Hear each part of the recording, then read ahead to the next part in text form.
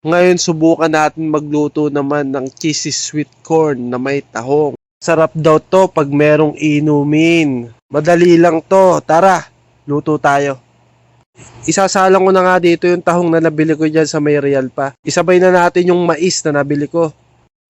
Habang nakasala nga yung tahong at mais, tayo maghihiwa ng maraming bawang.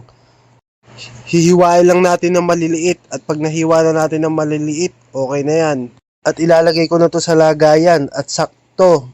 Luto na kaagad yung aking tahong at mais at binuhusan ko yan ng Sprite at nilagyan ko ng pork cubes.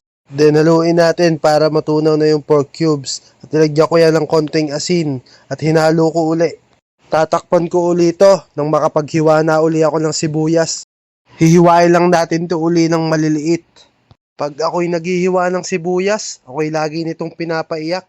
Kaya isa to sa pinakamahirap hiwain. Siguro naman ay pwede na tong mais at tahong, kaya aking hahanguin na. Akin ang hihiwalay ang laman sa shell. Gaganda ka ng tahong, iba-iba ang laki. At nang maihiwalay ko na nga ang tahong ni Carla, naglagay na nga ako ng butter para lutuin tong sibuyas at bawang. At nang nakita kong pwede na tong sibuyas at bawang, isusunod ko na nga dito yung mais at tahong. Hahalu-haluin lang natin to uli.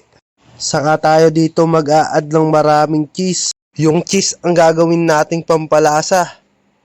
At nang malagyan na natin to ng maraming cheese, saka natin tatakpan uli ito ng matunaw.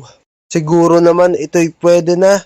Kaya titikman na natin tong ating cheesy sweet corn na may konting tahong. Siguro naman ay masasarapan ka dito, lalo na pag mahilig ka din kumain ng tahong.